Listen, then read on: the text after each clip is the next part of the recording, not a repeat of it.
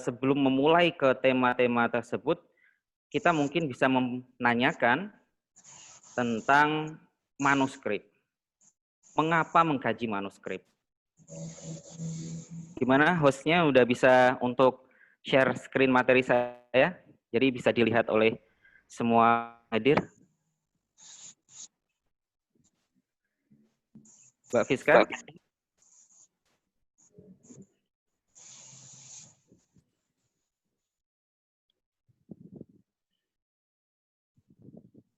Cukup parah dan kita berusaha untuk membaca tulisan-tulisan yang tidak dalam aksara yang kita kenal hari ini. Aksaranya kalau di Nusantara kebanyakan bukan aksara Latin sekarang. Manuskrip kuno adalah mereka yang ditulis seusia 50 tahun ke atas, dan kebanyakan di usia itu, kalau di Nusantara itu, kalau di Jawa kita akan menemukannya dalam bahasa Pegon, kalau lebih tua lagi kita akan menemukannya dalam aksara Honocoroko. Sepertinya host kesulitan ya untuk menampilkan materi saya. Saya akan lanjut saja. Oke, kenapa kembali ke manuskrip mungkin bisa kita baca pada pembukaan buku ini yang diberikan oleh Prof. Niko Kapten. Di dalam pembukaannya dia berkata, koleksi artikel yang ada dalam buku ini menarik perhatian kita kepada kekayaan intelektual yang telah berlangsung ratusan tahun di keislaman Indonesia. Dan hal itu menunjukkan bahwa catatan-catatan minor, catatan-catatan yang menganggap inferiornya karakter Islam di Indonesia itu sama sekali tidak tepat. Lebih dari itu, buku ini juga bisa digunakan untuk meningkatkan pemahaman kita akan tradisi indigenous Indonesia. Oleh sebab itu, buku ini memberikan kontribusi terhadap debat kekinian yang menempatkan lokal culture, kebudayaan, keislaman daerah di dalam sebuah peradaban keislaman yang lebih universal. Nah, catatan itu diberikan oleh Pak Niko Kapten, yang saya bisa berikan highlights hari ini adalah hari ini, dan hari ini juga akan memberikan dampak sangat penting terhadap masa depan kita. Dan untuk melihat masa lalu itu, salah satu dari sumber-sumber yang paling penting kita baca adalah manuskrip-manuskrip itu. Saya teringat terhadap satu buku yang ditulis oleh Sam Weinberg. Dia menulis Berpikir Historis. Ini tulisan yang amat bagus, yang menunjukkan tentang pentingnya mengkaji dari sumber-sumber utama, termasuk dalam hal ini adalah manuskrip-manuskrip kuno itu. Dia menunjukkan bahwa di masa buku itu ditulis tahun 2000 sekian, 2000-an awal, dia mengatakan bahwa gambaran tentang para pendiri bangsa di Amerika Serikat itu menunjukkan seakan-akan mereka seperti memiliki ide-ide atau zeitgeist atau mimpi-mimpi masyarakat hari ini. Hari itu waktu buku itu ditulis. Misalnya adalah tentang pandangan yang plural, bukan yang rasialis gitu. Tapi ketika membaca satu manuskrip yang bercerita tentang salah satu pendiri bangsa Amerika Serikat, itu disebutkan adanya catatan tentang, mohon host bisa itu salah satu yang jebol itu.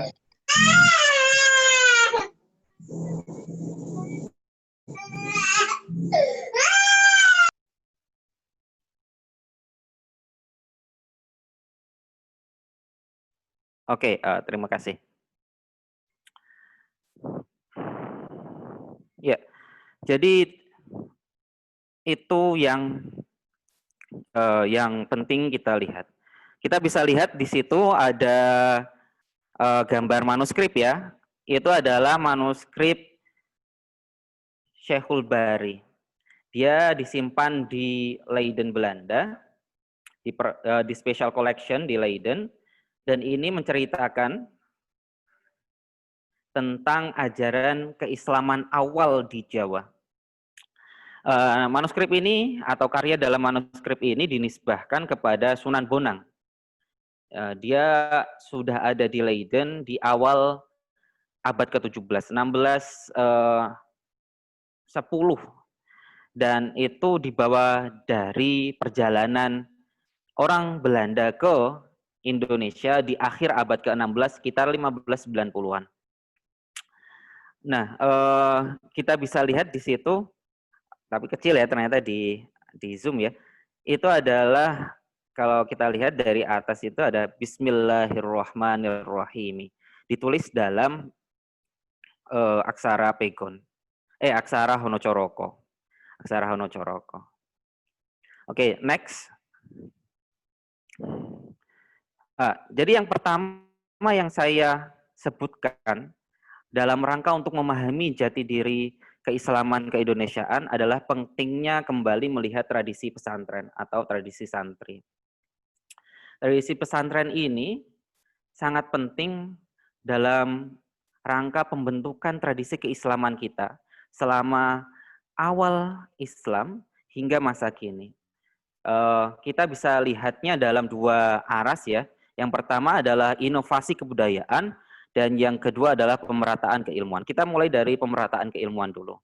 Setelah Islam masuk di Nusantara ini, kemudian dia berkembang dan dipeluk oleh masyarakat lokal di Nusantara, kita akan melihat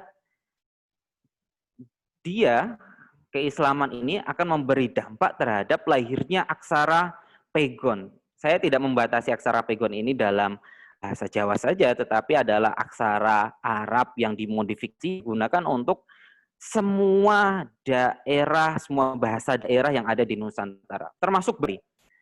Jadi kita melihat bahwa dakwah keislaman begitu juga membawa bersamanya adalah dakwah keilmuan, pemerataan keilmuan terhadap mereka yang menjadi objek dakwahnya. Jadi mengajarkan keislaman juga mengajarkan, otomatis adalah mengajarkan keilmuan, pembentukan kebudayaan. Yang nampaknya apabila kita melihat di masa sebelumnya, keterbatasan apa yang diberikan oleh tradisi santri ini adalah keterbatasan madrasah-madrasah atau mandala-mandala yang seringkali lebih ke kelompok-kelompok yang memang dekat atau ditunjuk oleh kerajaan-kerajaan. Tapi kalau di pemerataan keilmuan dalam hal Islam, kita tidak melihat traktat-traktat itu.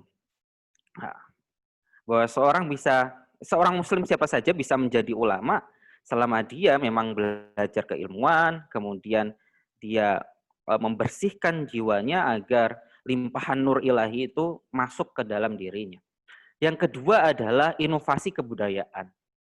Ya, tradisi santri itu menunjukkan bahwa keislaman kita itu sangat kompatibel, sangat cocok dengan kebudayaan.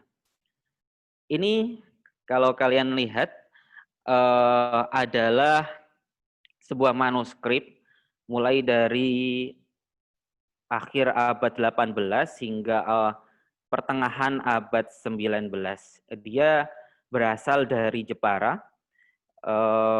dimiliki oleh Rois Syuriah PCNU Jepara, dan saya berkesempatan mendapatkan manuskrip ini, foto manuskrip ini. Ada yang bisa baca? Ini saya bacakan. Watan Kidung Rumekso ing Wengi. Ini adalah kidung yang amat terkenal di Jawa utamanya, yaitu Kidung Rumekso ing Wengi yang pengarangnya dinisbatkan kepada Sunan Kalijogo. Uniknya dalam manuskrip ini, dia ditulis atau disalin oleh seorang ulama kiai yang merupakan keturunan dari Hadromi.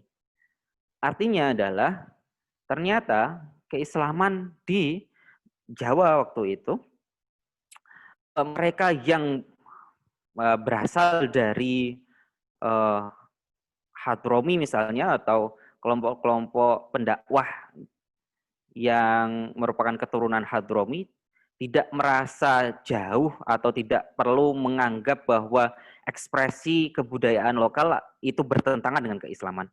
Buktinya adalah dalam manuskrip ini, selain ulama ini mempelajari tafsir Jalalain yang saya lihat di manuskrip tersebut, dan solawat-solawat, juga mempelajari kidung-kidung, serat-serat. Bahkan dalam satu catatan, satu halaman di manuskrip ini, ada juga catatan dalam tulisan Honocoroko. Artinya, dalam usaha mendakwahkan keislaman di masa itu, mereka menggunakan kejeniusan hasil kebudayaan masa lalu yang ditransformasikan untuk memberikan dakwah keislaman. Jadi kebudayaan digunakan untuk dakwah keislaman pula. Dan ini nampaknya satu yang diwarisi terus-menerus oleh para ulama kita, ulama tradisional kita. Next. Ya, tema besar kedua dalam buku saya adalah Pegon. Pegon, aksara Pegon sebagai hasil kebudayaan Islam Nusantara. Aksara Pegon ini nampaknya hari-hari yang lalu mulai dilupakan oleh bahkan para santri itu sendiri. Kita bisa menemukan banyak contoh bagaimana Pegon dalam hari-hari terakhir yang lalu itu hanya digunakan untuk memberi makna gandul di pesantren seperti di background itu. Yang penggunaannya pun hanya terbatas ketika ngaji di pondok, ngaji di pondok pesantren. Hal ini cukup merisaukan waktu itu. Saya membaca postingan dari Mustafa Bisri, Gus berkata bahwa nampaknya santri itu sendiri mulai meninggalkan hasil kebudayaannya berupa pegon. Namun saya lihat terakhir-terakhir ini setelah catatan dari Gusmus itu, pegon mulai digalakan kembali. Misalnya adalah ada komunitas pegon yang lahir di Banyuwangi misalnya, yang digawangi oleh Atung Notonegoro, Mas Atung Notonegoro. Kemudian kita bisa melihat di Islam Nusantara Center di Jakarta, di Tangerang Selatan tepatnya, itu punya satu jurnal internasional yang ditulis dalam aksara Pegon. Nah, saya berpikir memang kerisauan Gusmus itu patut dibenarkan, karena melihat di masa lalu, jangan jauh-jauh, mungkin bahkan abad ke-20, itu pengguna pegon di antara para santri tidak terbatas hanya pada ngaji-ngaji kitab gitu, tapi juga digunakan untuk korespondensi di antara para santri, para kiai waktu itu. Kita bisa menemukan banyak dokumen-dokumen dari NU misalnya dituliskan dalam aksara pegon. Kalau kita kembali ke masa yang lebih jauh lagi di abad ke-19 awal misalnya, ya pegon ini juga digunakan untuk surat-surat dari pemerintahan Hindia Belanda. Jadi saya mungkin termasuk orang yang saya mengkritik pandangan bahwa pegon itu digunakan oleh para ulama untuk mengelabui pemerintahan Hindia Belanda. Itu saya pikir tidak tepat, karena pemerintahan Hindia Belanda itu sendiri mendukung, mensponsori penulisan Injil dalam aksara pegon dalam bahasa daerah. Bahkan termasuk cetakan-cetakan yang awal masuk Nusantara ke Jawa termasuknya itu di abad 19 adalah Injil pegon. Injil dalam tulisan pegon. Jadi kalau dianggap pegon sebagai usaha mengelabui pemerintahan Hindia Belanda, sama sekali tidak tepat. Di sini kita melihat adalah salah satu, ini di monitor ini, adalah salah satu manuskrip pegon dalam bahasa Bali. Dalam bahasa Bali. Beberapa pengamat mungkin mengatakan, seperti Ayub Rosidi, bahwa keislaman dan pembentukan aksara Pegon, aksara Jawa, aksara Arab untuk bahasa daerah di Nusantara itu semuanya kecuali Bali, kata dia. Nah, saya ingin membantah statement yang diucapkan oleh Aib Rosi di dalam satu bukunya itu, bahwa tidak benar, tetapi keislaman pun masuk ke dalam dan berpengaruhi dalam budaya Bali. Akhir-akhir ini saya diundang oleh Balai Litbang Pengembangan Agama di Semarang, Blas. Dia mengundang saya untuk menyampaikan pandangan mengenai koleksi manuskrip yang baru saja dikumpulkan oleh Balai Penelitian dan Pengembangan Agama Semarang ini di Bali, di masyarakat Bali. Hasil penting yang saya lihat ketika itu adalah ternyata manuskrip keislaman di Bali itu sangat banyak. Dan saya juga melihat salah satu manuskrip itu usianya sangat tua. Dia setara dengan usia dari Syekhul Bari tadi. Di abad ke-16 sudah muncul manuskrip keislaman di Bali berupa Al-Quran dan ada tulisan dalam bahasa Balinya. Itu sangat luar biasa, sesuatu yang belum terungkap hingga hari ini. Dan ketika saya ditanya apa yang bisa kita tuliskan mengenai koleksi baru dari Balai Pengembangan dan Balai Penelitian dan Pengembangan Agama di Semarang itu, saya menjawab bahwa ini bisa memberikan gambaran tentang keislaman, karakter keislaman di Bali. Dan saya melihat sedikit tentang koleksi-koleksi yang ada, saya bisa melihat bahwa keislaman di Bali itu prosesnya memang berasal dari daerah-daerah di luar Bali, pulau-pulau lain di luar Bali. Tapi sejauh ini kita ketahui orang-orang menganggapnya utamanya dari Jawa, padahal tidak. Pengaruhnya itu cukup luas, termasuk adalah Sulawesi, Sumatera, Jawa, dan Madura.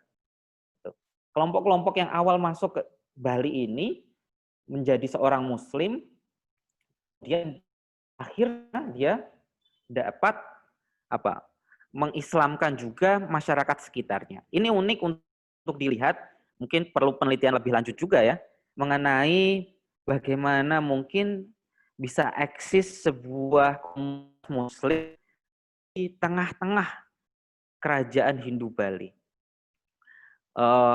Saya memberikan semacam hipotesis bahwa pastinya kerajaan Bali, Raja Bali itu pada awalnya pasti memberikan semacam hak hidup bagi komunitas Muslim itu di kerajaan Bali ini. Kalau tidak, mana mungkin dengan letak geografis yang cukup sempit di Bali itu nggak terlalu luas. Jawa misalnya.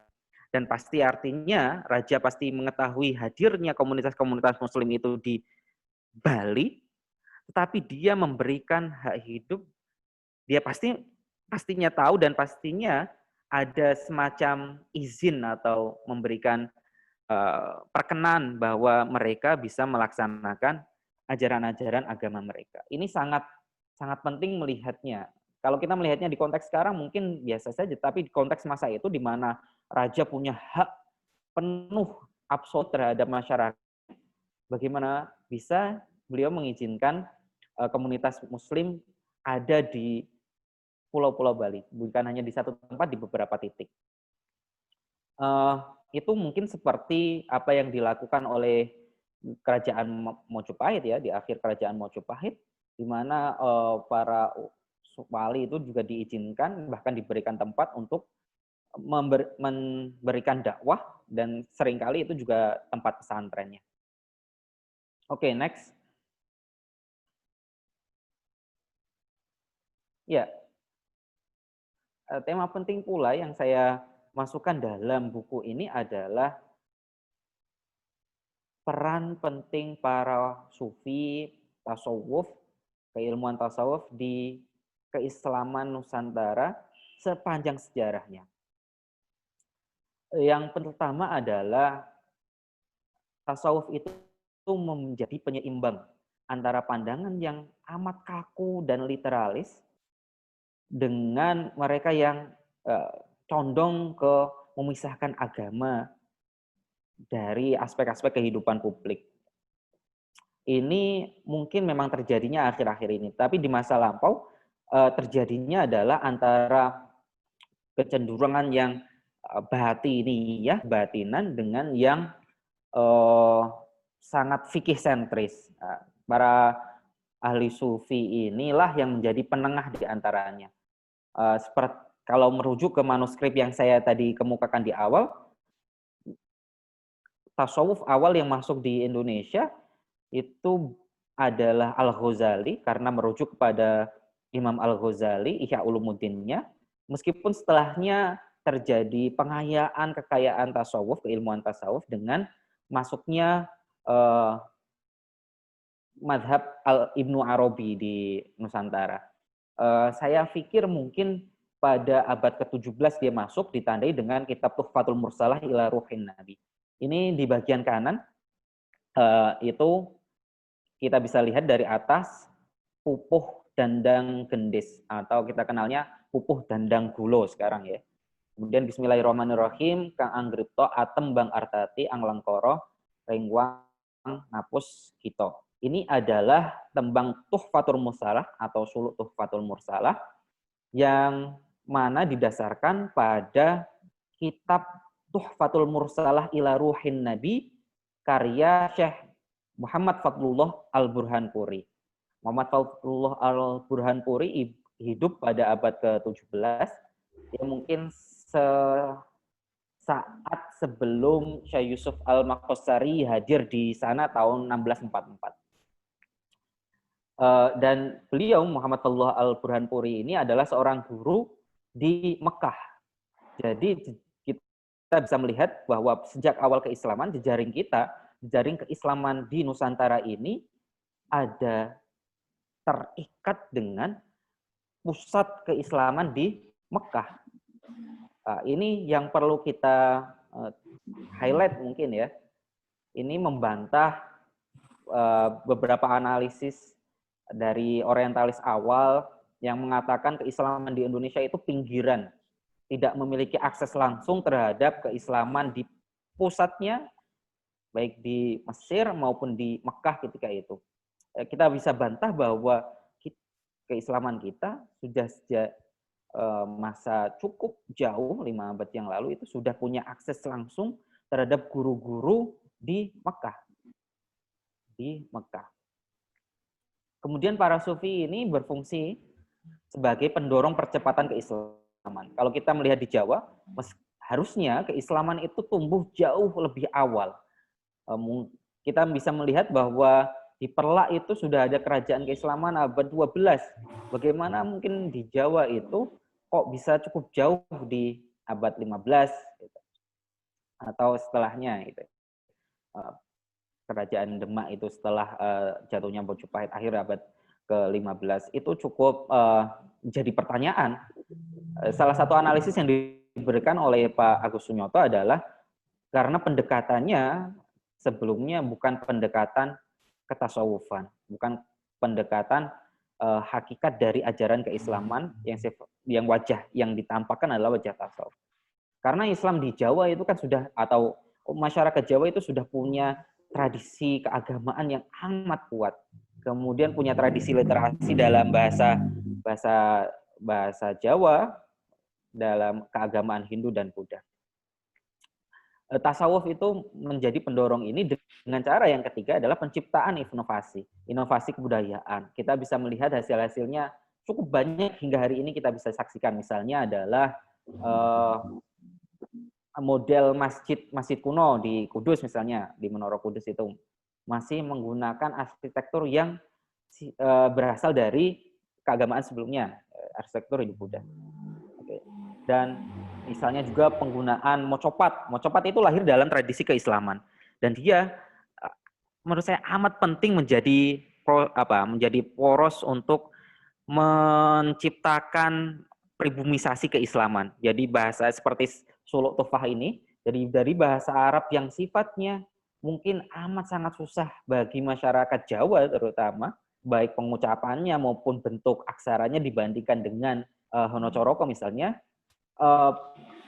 Para pendakwah dari kaum sufi mengambilnya, menciptakan mocopatan, suluk-suluk gitu. Oke, next yang terakhir. Next. Halo, Mbak host. Selanjutnya. Yang terakhir, tema yang saya tuliskan dalam buku ini adalah mengenai fikih Nusantara. Mungkin ide ini tidak banyak atau dianggap aneh mungkin di hari ini. Kok fikih berwawasan keindonesiaan itu gimana, atau fikih Nusantara itu gimana? Tetapi kita bisa melihat bahwa ini bukan sesuatu yang tiba-tiba, tetapi para pendakwah awal punya pandangan mengenai menciptakan sebuah fikih yang berwawasan keindonesiaan. Di hari ini kita bisa melihatnya di banyak keluarga Indonesia ya, itu juga mengadopsi pandangan fikih ke-Indonesiaan atau kenusantaraan. Contoh dari hal ini adalah di masa lampau adalah sebuah manuskrip yang memuat catatan santri mengenai kitab yang dikajinya adalah Muqaddimah Bafadol atau Masailut Ta'lim. Manuskrip ini ada di British Library. Dia tertanggal kolofanya tahun 1624 atau masih ada di era Sultan Agung. Masih di era Sultan Agung di Mataram Islam. Dan kita bisa melihat di sini bagaimana fikih Nusantara itu terjadi adalah dengan mewajibkan sigot taklik. Ya, jadi mahasiswa-mahasiswa ini kalau nanti nikah akan tahu bahwa setelah ijab kabul mereka wajib menyatakan juga sigot taklik. Sigot taklik adalah janji-janji yang diucapkan oleh suami yang apabila dia melanggar janji itu maka akan jatuh talak terhadap istrinya. Nah, sejak di masa Sultan Agung itu sudah ada. Dan saya bisa mengatakan ini memang cenderung di Kesultanan Mataram Islam itu karena memang bahasa yang digunakan adalah bahasa khas dari yang diciptakan di Kesultanan Mataram Islam. Saya lupa nama bahasanya apa, tapi kata-kata yang digunakan adalah seperti pakaniro, diniro, gitu. Kita lihat di sini misalnya, akad nikah, akad janji, ini lihat di baris keberapa, 1, 2, 3, 4 dari bawah ke atas. Akad janji, samangsane maniro anambango ing rabi maniro, nianu sataun tiba tolak pisan. Ini adalah akad sigot taklek khas Nusantara. Dia berjanji, jadi seorang laki-laki, mempelai laki-laki mengatakan bahwa saya berjanji apabila saya meninggalkan tanpa memberi nafkah lahir maupun batin terhadap istri saya selama setahun, maka akan jatuh talak 1. Lihat akad janji yang digunakan itu. Apabila saya meninggalkan istri saya tanpa memberikan nafkah lahir dan batin, maka selama setahun, artinya tidak 1 bulan pulang lagi gitu, enggak. Tapi berurutan hingga 1 tahun penuh dia meninggalkan istrinya, kan jatuh tolak. Nah, ini masih digunakan hingga hari ini. Meskipun isi janjinya berubah ya. Kalau nggak salah sekarang itu 2 tahun dan harus melalui hakim di pengadilan agama. Yaitu kalau istri tidak rela ditinggalkan 2 tahun berturut-turut tanpa kabar berita seperti Bang Toyib misalnya, maka istri kalau tidak rela dia bisa datang ke pengadilan agama dan hakim di pengadilan agama bisa memutuskan berdasarkan fakta yang diberikan oleh istrinya jatuhnya talak 1 terhadap istri itu. Oke, itu jadi yang dapat saya sampaikan dari buku Wajah Islam Nusantara. Wajah Islam Nusantara jejak tradisi santri, aksara pegon, dan kabar Islaman dalam manuskrip kuno. Jadi saya melihat di jejak tradisi santrinya, kemudian pegon, tasawuf, kemudian di fikih, yang mana ini merupakan ya dalam arti lain adalah sebuah kajian pemikiran keislaman Indonesia. Jadi sejarah pemikiran keislaman Indonesia yang didasarkan pada manuskrip-manuskrip kita, baik di bidang bahasa, kebudayaan, kemudian fikih dan tasawuf. Meskipun ya karena memang ditulis dalam bahasa yang lebih populer, saya mungkin tidak menyajikan analisis-analisis yang sangat akademis di dalamnya.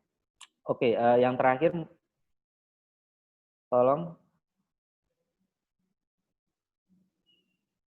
Ya, yang terakhir, slide terakhir. Ya, jadi keislaman Indonesia adalah keislaman yang berwawasan kebudayaan melalui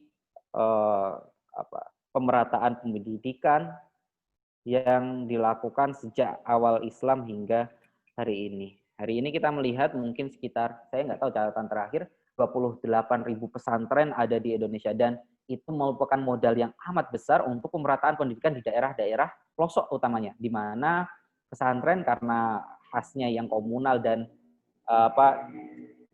didasarkan pada usaha bersama dengan para wali murid, itu lebih bisa untuk menciptakan institusi-institusi pendidikan di daerah-daerah yang sangat pelosok, yang mana pemerintah tidak mampu melakukannya. Oke, demikian dari saya, kurang dan lebihnya saya mohon maaf. Saya ucapkan terima kasih kepada semuanya. Assalamualaikum warahmatullahi wabarakatuh.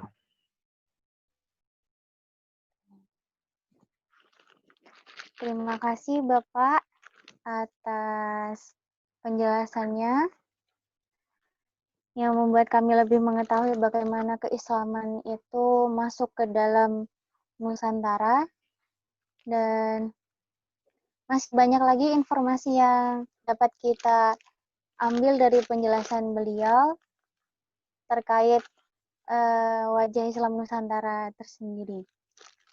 Baiklah, saya akan membuka sesi selanjutnya atau kegiatan selanjutnya, yaitu sesi tanya jawab. Adakah di sini yang mau bertanya? Silakan kalau mau bertanya, teman-teman bisa mengetik dan bertanya di situ lewat chat bisa. Oh ya, ini ada yang bertanya, bagaimana pandangan narasumber tentang sinergi dakwah, kulturasi, dan ortodoksi? Apakah Bapak mau menjawabnya sekarang atau ditampung dulu pertanyaannya? Bisa saya jawab mungkin. Oh ya, silahkan. Ya, jadi bagaimana melakukan sinergi dakwah antara akulturasi dan ortodoksi. Jadi kita melihat kalau kita memahami akulturasi sebagai proses di mana dua kebudayaan, dua kultur bertemu dan saling memberi pengaruh di kehidupan masing-masing kebudayaan, maka kita melihat bahwa keislaman itu memberi di masa awal itu memberi terjadi proses akulturasi. Kita melihat misalnya adalah akulturasi dalam hal bahasa. Masuknya keislaman di Indonesia menjadikan, kalau dalam konteks Jawa kita melihat banyaknya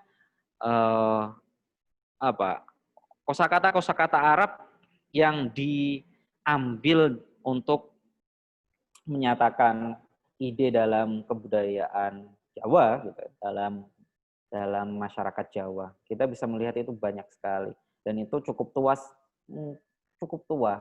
Meskipun di banyak kamus hal itu dikaburkan bahwa aksara atau kata-kata Arab yang ada di Jawa itu diambil dari bahasa Indonesia, itu cukup aneh saya pikir.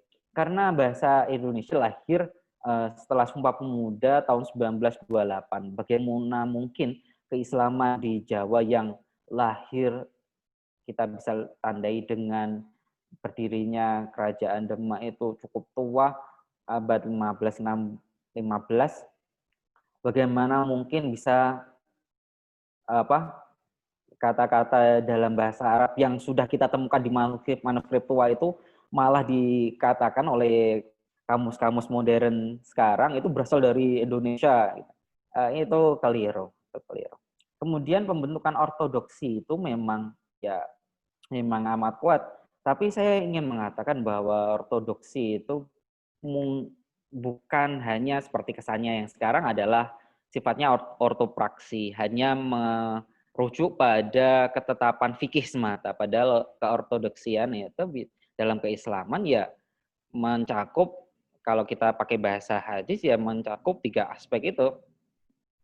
Islam, iman, dan ihsan itu sendiri.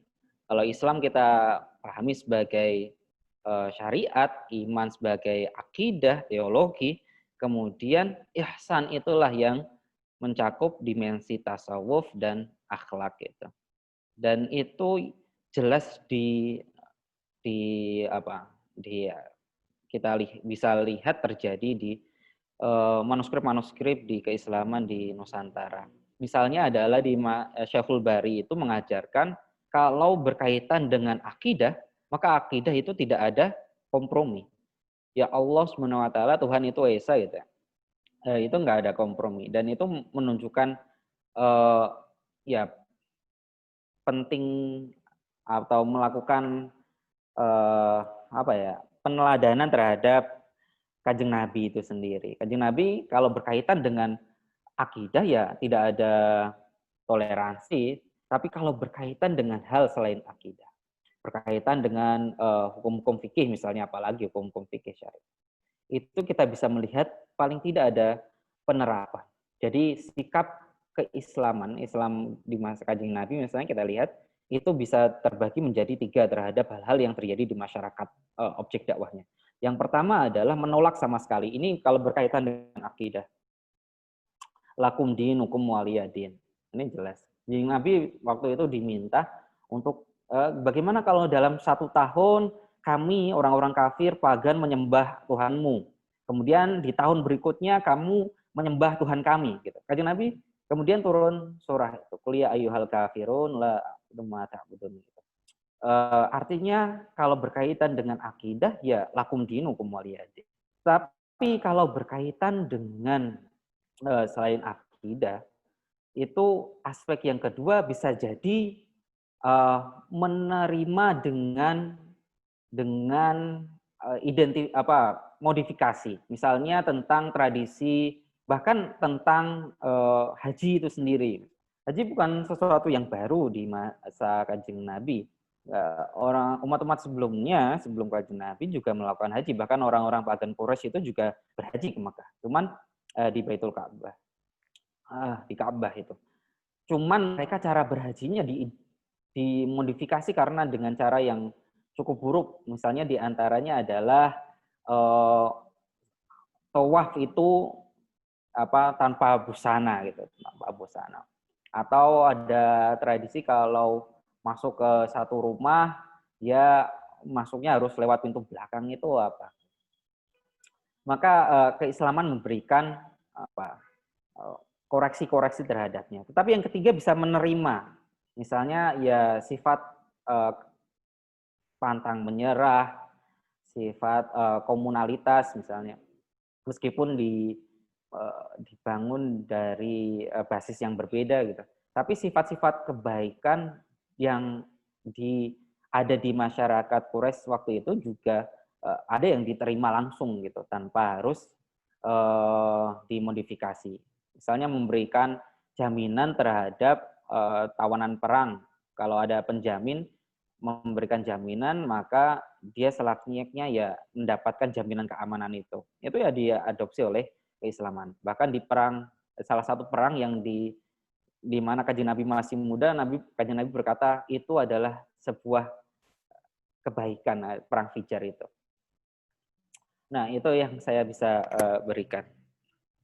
Kembali ke itu juga terjadi di keislaman Indonesia ya. Jadi kalau berkaitan dengan akidah para dakwah, para dai di Indonesia ya sifatnya ya tanpa kompromi. Tapi kalau berkaitan dengan hal lain, apalagi yang bisa mendukung dakwah keislaman dengan menggunakan tradisi kebudayaan lokal, ekspresi yang amat lokal, itu dilakukan. Itu dilakukan. Oke, silakan moderator. Baik. Terima kasih atas jawabannya, Bapak. Ini ada yang bertanya lagi. Dari Efri Arsyad Rizal, apakah ada saran, rumpun ilmu atau program studi yang bisa dipilih mahasiswa untuk melanjutkan pendidikannya yang mengkaji lebih dalam tentang manuskrip dan keislaman di daerah lokal? Mas Nur Ahmad. Apakah mau langsung dijawab atau nanti dulu? Ditampung dulu? Ada lagi yang bertanya. Oke, untuk Efri Arsyad Rizal. Jadi manuskrip ini kita letakkan sebagai sumber. Kalau sebagai sumber, maka prodi yang bisa menggunakan, mengakses, memanfaatkan manuskrip untuk kajiannya itu cukup luas, banyak. Misalnya adalah Fakultas Ilmu Budaya, kita bisa melihat. Atau kajian teologi and religious studies, kalau kajian keagamaan dan humaniora misalnya itu. Misalnya adalah sejarah, kajian sejarah, Fakultas Sejarah itu di UGM misalnya ya banyak memberikan atau menyandarkan analisis data-data sejarahnya dari data-data manuskrip gitu. Kajian area studies misalnya. Ya, satu area tertentu kita mau melakukan kajian tentang tumbuh berkembangnya Islam di tempat itu, ya kita bisa masuk. Misalnya kayak saya itu daftar S3-nya di kajian area, Leiden Institute for Area Studies. Ya, jadi kajian kawasan lah kalau pakai bahasa kita, kawasan di Islam di Asia Tenggara. Dan saya ya diterima di situ, dan saya yakin ketika nanti saya melakukan penelitian untuk studi S3 saya akan banyak menggunakan manuskrip. Karena pembacaan melalui manuskrip itu lebih langsung ya, pengalaman direct. Alih-alih membaca analisis para ahli sejarah tentang manuskrip itu. Kadang analisisnya kita tidak mampu atau memang sengaja disamarkan antara analisis sejarah dengan fakta sejarah. Jadi penulis sejarah kadang menuliskannya seakan-akan itu adalah fakta sejarah, tetapi itu adalah analisis kesejarahan. Seperti misalnya ahli fisika Stephen Hawking, tapi memberikan statement-statement tentang ketuhanan. Kayaknya nggak nyambung gitu. Tapi karena orang merasa, wah itu otoritas keilmuannya tinggi, kita menerimanya. Padahal itu bukan bagian dari otoritas keilmuan yang dikuasai oleh Stephen Hawking. Ya, itu. Jadi bisa banyak hal. Saya bisa menyarankan tentang Fakultas Ilmu Budaya misalnya di banyak kampus di negeri kita ini, atau kajian keislaman dan kajian Islam itu, studi Islam itu bisa masuk. Apalagi tadi kajian kawasan gitu, kajian kawasan itu juga bisa masuk. Itu prodi ya kalau kajian kawasannya. Oke. Silakan, Fiska. Dan untuk pertanyaan selanjutnya, dari Nur Lutfi Faiz, adakah lembaga yang menyediakan manuskrip digital, utamanya mushaf Al-Quran secara utuh atau tidak sebagian, sehingga memungkinkan untuk melakukan penelitian lebih dalam? Dan jika hendak melakukan penelitian manuskrip secara langsung, bagaimana alurnya, akses manuskrip terkait? Silakan. Ya, Nur Lutfi Faiz ini S2 sekarang ya di UIN Wali Songo dari Usuluddin. Ya, adakah lembaga yang menyediakan manuskrip digital? Banyak. Manuskrip digital itu disediakan oleh banyak lembaga baik di dalam maupun di luar negeri. Di dalam negeri kita bisa melihat di lektur keagamaan di pusat Kemenak Pusat itu. ketik saja lektur keagamaan, nanti akan manuskrip lektur keagamaan, nanti akan muncul di Google. Kemudian itu menyediakan manuskrip-manuskrip Islam. Saya pikir juga ada mushaf-mushaf Al-Quran. Kemudian yang di dalam negeri lagi, misalnya di Balai Penelitian dan Pengembangan Keagamaan di Semarang, itu juga sekarang mulai mendigitalkan dan mempublisnya di website mereka manuskrip-manuskrip, dan ini bagusnya manuskrip-manuskrip yang berasal dari masyarakat. Jadi bukan dari koleksi keraton ataupun museum, tetapi dari tangan masyarakat yang saya pikir lebih beresiko apabila terus-menerus dibiarkan saja di masyarakat. Karena seringkali seseorang itu tidak mengetahui bahwa nilai penting yang dikandung suatu manuskrip yang dia pegang. Sehingga kayaknya mengabaikan, tidak memberikan perawatan, sehingga manuskrip itu kalau di tangan masyarakat khawatir akan rusak, cepat rusak. Kemudian dalam negeri sendiri adalah Perpusnas. Perpusnas punya koleksi manuskrip yang amat besar. Ketik saja Perpusnas masuk, kemudian nanti di bagian resource digital. Resource digital nanti akan ada manuskrip di dalamnya. Saya pikir memang banyak juga manuskrip Quran, dan itu bisa di-download. Itu bisa di Balai Penelitian dan Pengembangan Keagamaan di Semarang bisa download, kemudian di mana tadi lektur keagamaan Kemenak Pusat juga bisa download, di Perpusnya juga bisa download. Search saja di sana. Kalau yang di luar negeri banyak lagi, lebih banyak lagi. Kita bisa akses melalui British Library. British Library memberikan akses terhadap manuskrip-manuskrip yang berasal dari Nusantara juga. Kemudian kita bisa mengakses melalui EAP, Endangered Archive Project, yang sebenarnya juga digawangi oleh British Library, tapi lebih kepada koleksi-koleksi yang ada di masyarakat. Misalnya beberapa tahun yang lalu Pak Amik Ahyad ikut proyek ini dan berhasil mendokumentasikan manuskrip di 3 pesantren tua di Jawa Timur. Itu memang tidak bisa di-download, tapi kalian bisa mengaksesnya secara digital. Jadi harus ada koneksi internet terus-menerus ketika mau mengakses. Saya pikir lebih mudah kalau memang jaringnya kesulitan di jaring, ya ketika mendapatkan akses untuk bisa connect ke EAP itu, kalian pakai screenshot aja di komputer atau laptop masing-masing atau di foto lewat HP, kemudian dikumpulkan itu, kemudian dicetak sendiri. Di kampus saya di Leiden University juga punya koleksi yang bisa di-download. Koleksi di Digital Collection Leiden University. Di Digital Collection Leiden University ada banyak koleksi manuskrip Nusantara itu. Ada catatan menarik bahwa mungkin sampai hari ini manuskrip Oriental yang ada di Leiden itu mencapai sekitar 25.000. Tapi itu bukan hanya dari Nusantara ya, tapi juga mencakup daerah-daerah lain di Asia Tenggara, kemudian bahkan mencakup di Timur Tengah. Oke, itu yang bisa saya berikan. Silakan moderator. Adakah yang lain? Oh ya. Ini masih dibuka lagi ya pertanyaannya. Adakah yang mau bertanya lagi? Sejauh ini masih 3 penanya.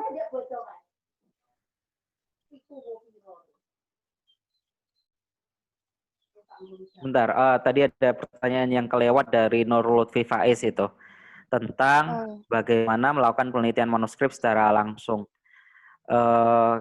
Ini bisa beragam cara ya. Misalnya ya secara tradisional adalah kita mengidentifikasi siapa pemilik manuskripnya dan kita bisa menjalin hubungan terhadap pemilik manuskrip tersebut untuk bisa mendapat akses terhadap manuskrip yang beliau miliki. Saya ya kadang mendapatkan dengan cara seperti ini. Kadang seorang pemilik manuskrip bahkan menghubungi saya untuk menunjukkan manuskrip yang dia miliki. Kemudian saya berusaha mengkajinya, kemudian melihat ternyata manuskrip-manuskrip tersebut juga usianya tua juga yang ada di masyarakat yang belum diidentifikasi atau belum didigitalkan oleh baik lembaga swasta maupun pemerintah, milik pemerintah. Kalau yang lebih tersistem adalah melalui perpustakaan-perpustakaan kita. Misalnya kalian Nurul Lutfi Faiz ini bisa datang ke Perpusnas di Jakarta itu. Ya, beberapa kali datang di Perpusnas untuk mendapatkan akses langsung manuskrip yang belum didigital, belum ada di Kastara itu.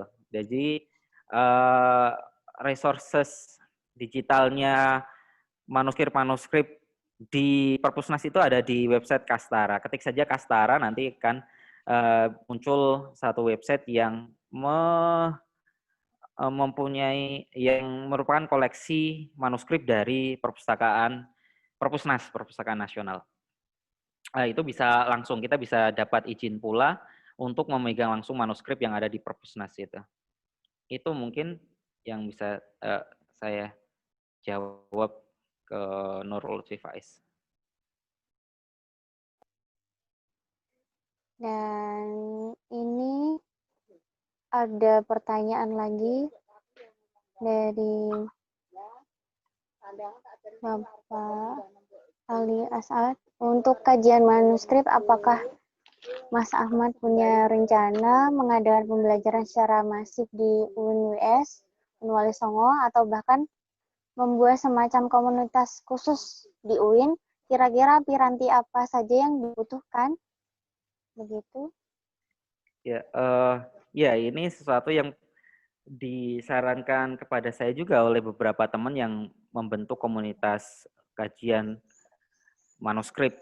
Misalnya ada di Jakarta, di Lingkar Filologi Ciputat itu, kemudian Mas Atung juga, Mas Atung Usman ya, kemudian Mas Ayung deh, kemudian Mas Atung Notonegoro dari Banyuwangi itu punya Pegon, juga concern terhadap pelestarian manuskrip-manuskrip di Banyuwangi.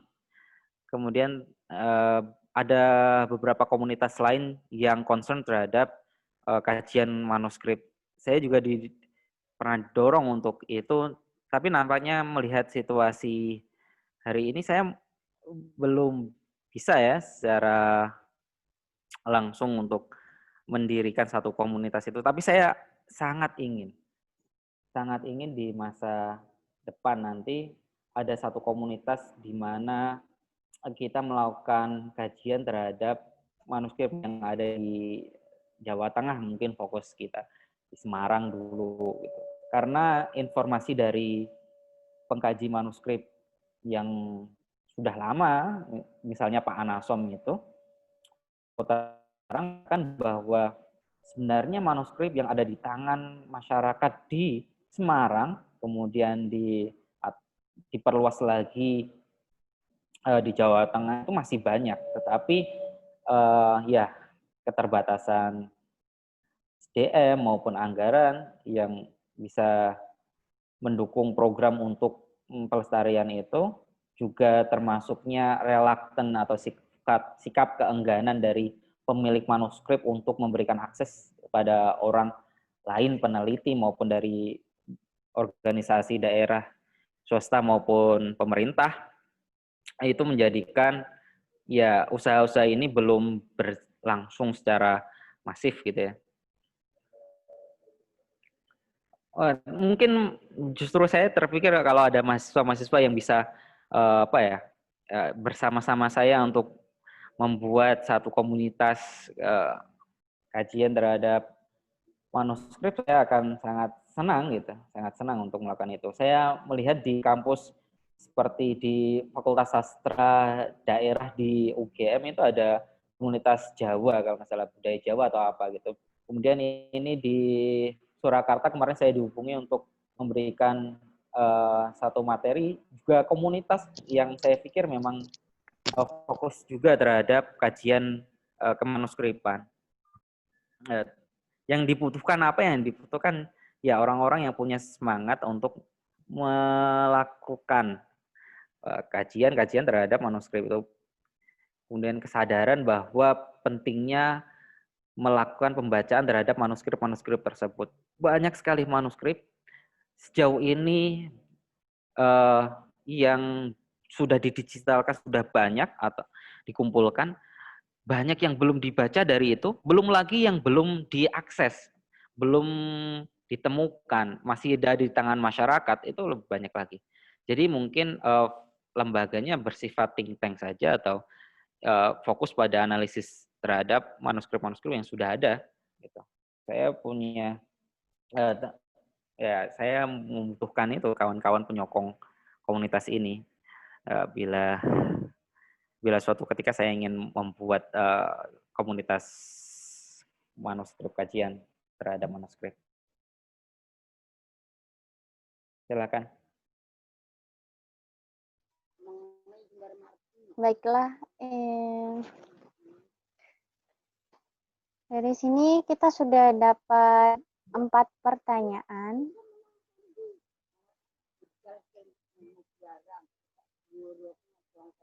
Adakah yang ingin bertanya lagi sebelum kita tutup acaranya? Satu pertanyaan boleh, Mbak Fiska dari Jakarta.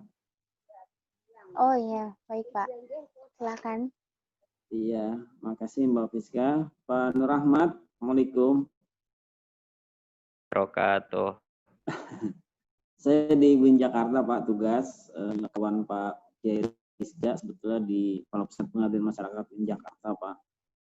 Ini kita di Jakarta ada Prof. Oman Fatur Rahman ya, yang ahli manuskrip.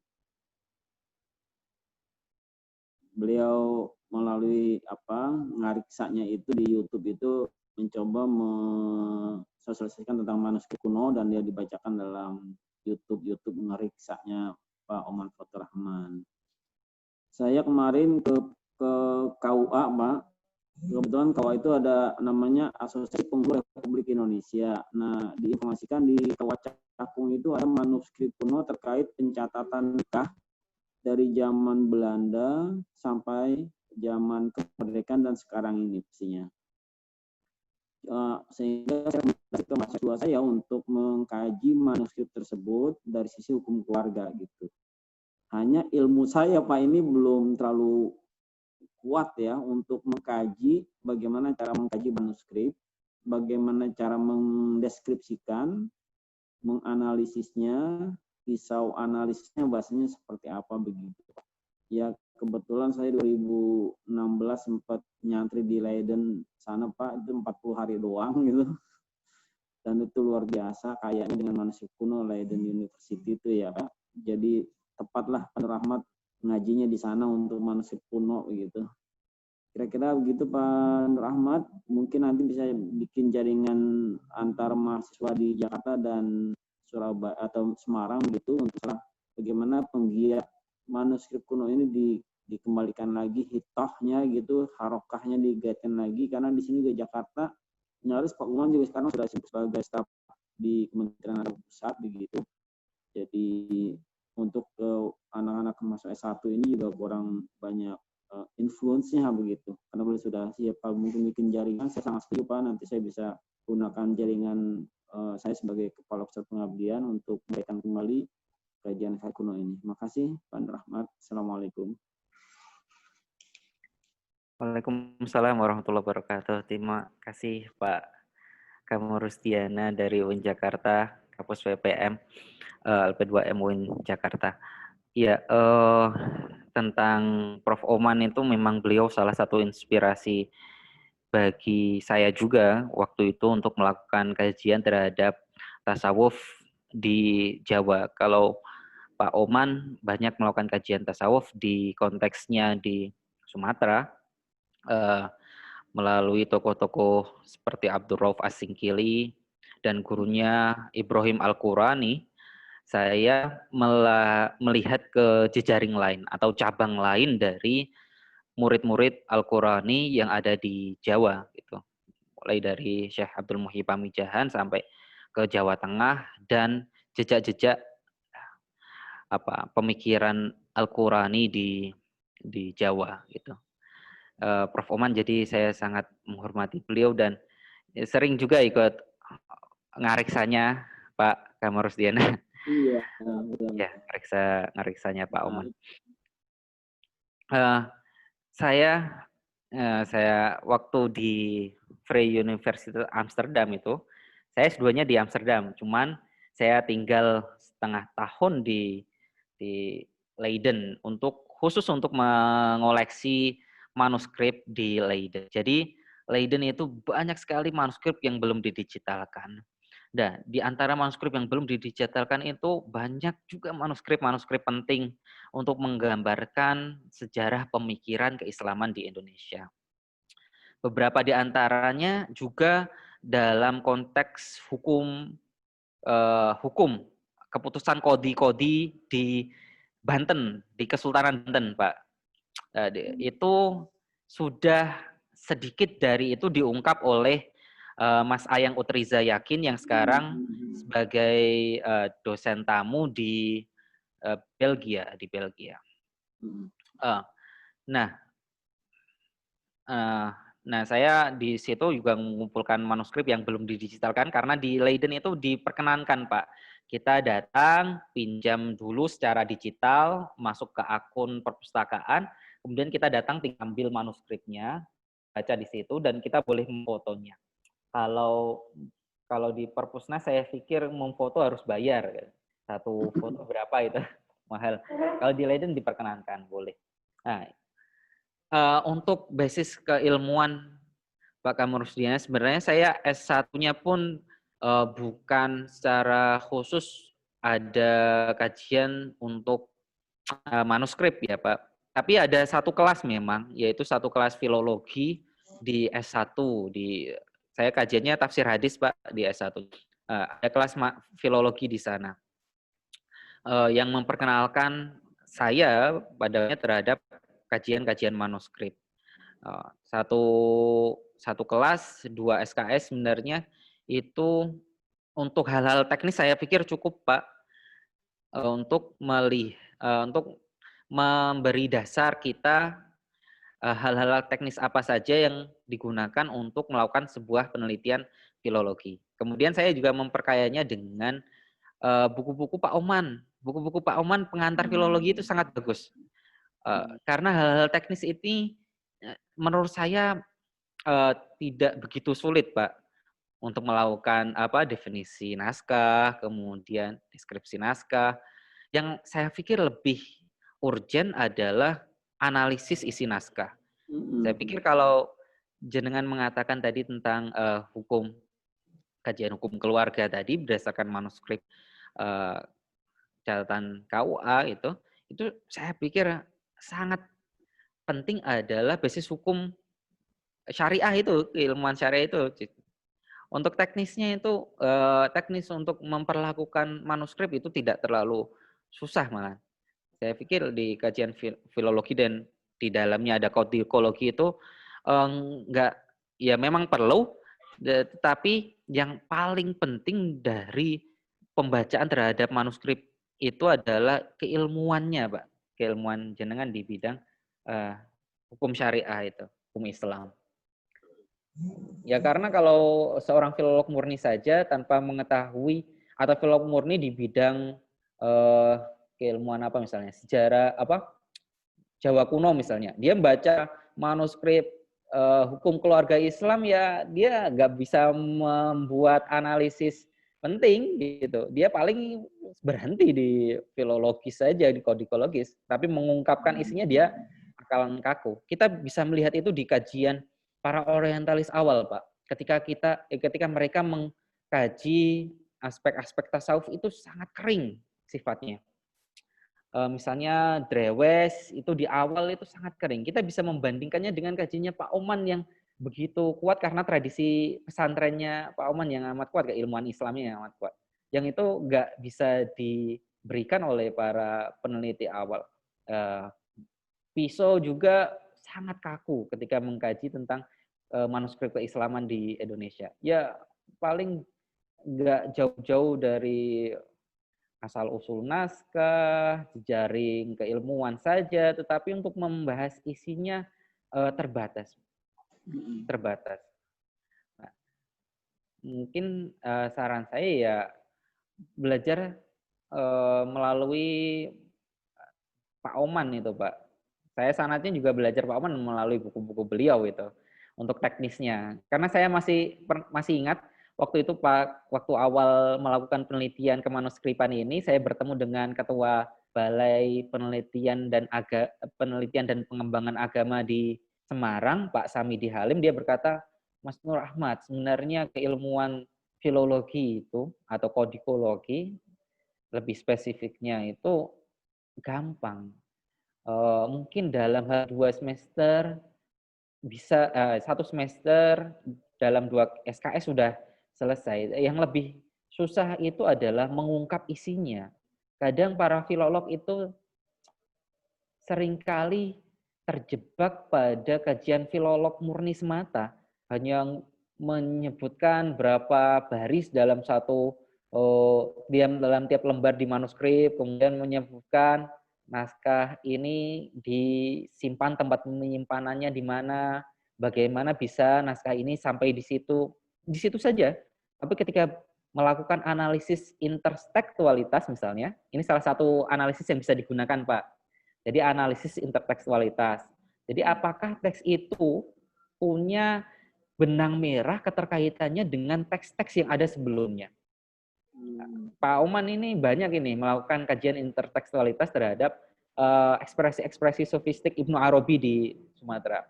Yang kembalinya ke saya sebut tadi Ithafuz Zaki karya Al-Qurani, kemudian balik lagi ke sebelumnya adalah Tuhfatul Mursalah. Kemudian mundur lagi di Abdul Karim Al-Jili dan Al-Insan Al-Kamilnya, kemudian mundur lagi ke Al-Kunyawi dan ke Ibnu Arabi itu sendiri.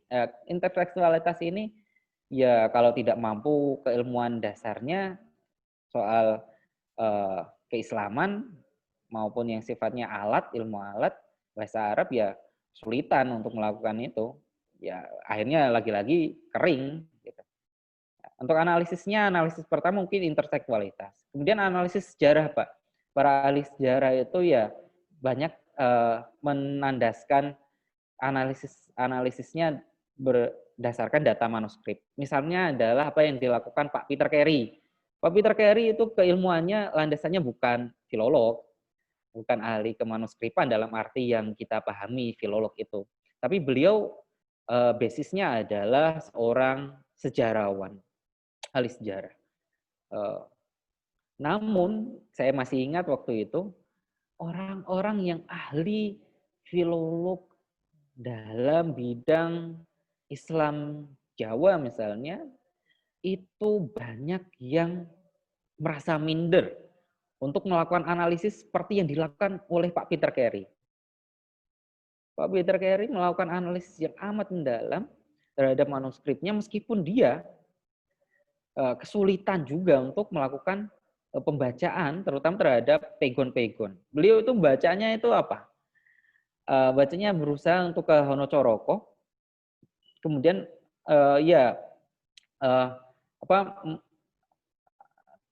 terbatas sebenarnya keilmuan kebahasaan baik bahasa Jawa maupun ke pegonnya itu. Karena saya tahu itu karena aksesnya terhadap manuskrip itu lebih ke kayak yang di Diponegoronya, padahal manuskrip awalnya pegon tetapi lebih memilih ke manuskrip yang dalam salinan dalam huruf Honocoroko. Nah, analisis sejarah itu nanti bisa banyak, Pak. Analisis sejarah itu bisa banyak.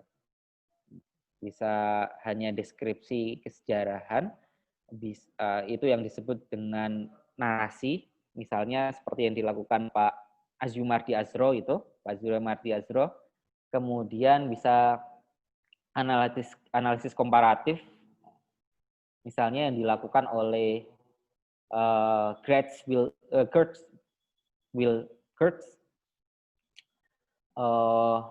Clifford Geertz itu, meskipun kalau ke kajian kemanuskripannya tidak banyak terlihat, tapi beliau melakukan komparatif analisis sejarah. Gitu. Juga bisa kajian sejarah pemikiran. Seperti yang saya lakukan, berusaha untuk menarik situasi atau hasil ijtihad ulama yang digunakan hari ini, berusaha menarik benang merahnya di masa lampau. Gitu. Ternyata itu sudah ada di jejak-jejak manuskrip di masa lampau. Nah, itu termasuk beberapa pendekatan. Jadi saya sarankan buku untuk dasar filolognya bisa dari bukunya Pak Oman Fathur Rahman atau yang meneliti tentang Banten itu Bu Titik Pujiastuti itu bisa. Nah, Bu Titik Pujiastuti dari UI, FIB UI ya, Fakultas Ilmu Budaya UI. Itu punya karya juga tentang pengantar tentang filologi kajian manuskrip. Begitu Pak Kama Rusdiana, dan saya senang sekali kalau ingin menjaring jejaring nanti, semoga di masa depan bisa terwujud Pak Kama Rusdiana. Baik, Pak. Terima kasih Pak Nur Rahmat, insya Allah.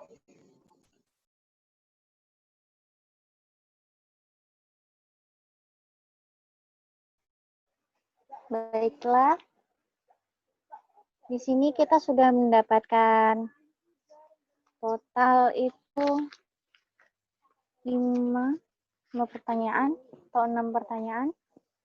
Adakah di sini yang mau bertanya lagi sebelum kita benar-benar akan mengakhiri perjumpaan kegiatan ini?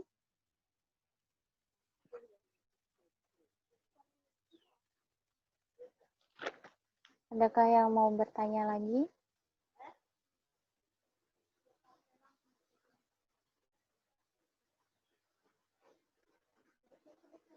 Oh. Baiklah, saya rasa tidak ada yang mau bertanya lagi. Dan saya rasa sesi pertanyaan tanya jawab ini cukup sampai di sini. Saya akan membacakan kesimpulan pertemuan kita terlebih dahulu sebelum kita menutup acaranya. Sebagai masyarakat Islam, sangatlah penting mengetahui dan memahami sejarah kebudayaan agama kita tersendiri, terutama sejarah Islam di Nusantara kita.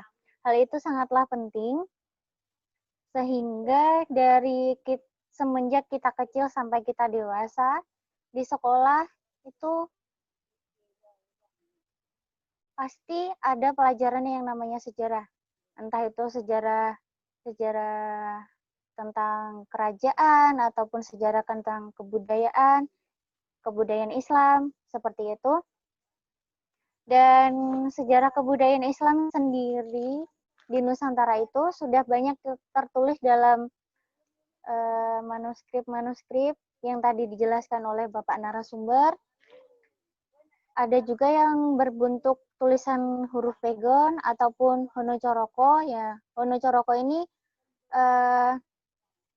dalam masyarakat Jawa itu sudah sangat mengenal ya honocoroko ini.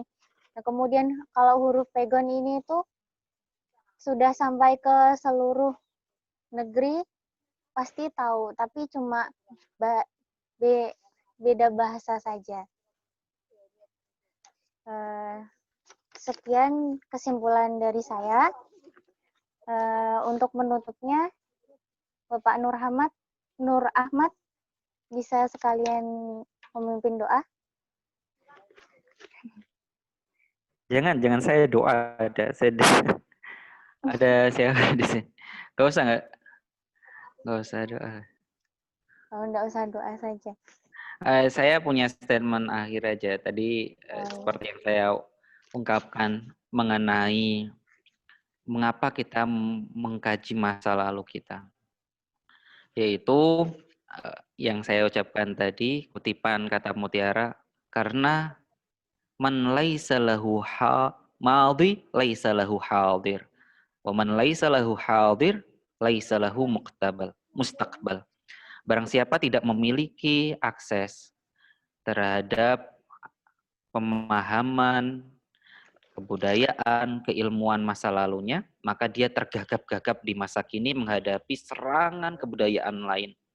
Kalau dia tergagap-gagap di masa kini menghadapi serangan kebudayaan lain, maka dia akan tidak mampu memiliki jati diri untuk membangun bangsa, peradaban bangsanya di masa depan.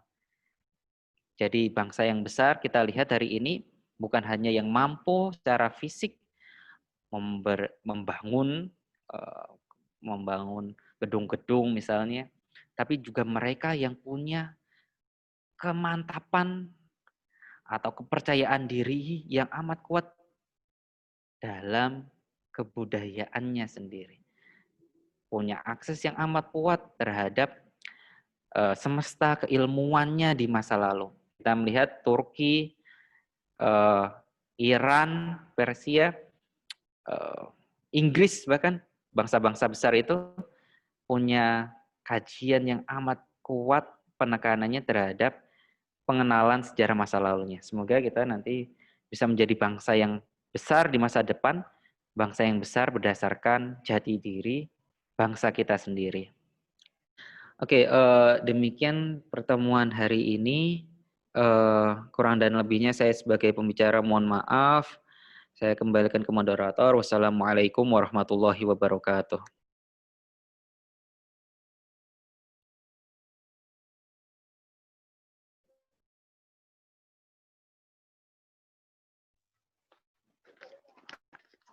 Baiklah, demikian acara kegiatan webinar bedah buku wajah Islam Nusantara ini diakhiri. Terima kasih kepada tamu-tamu dan Bapak Nur Ahmad sebagai narasumber dan juga Bapak Kamal Rusdiana dari UIN Jakarta. Saya di sini sebagai moderator. Mohon maaf apabila ada salah kata. Dan yang terakhir, kita tutup acara kita dengan membaca hamdalah bersama-sama. Alhamdulillah.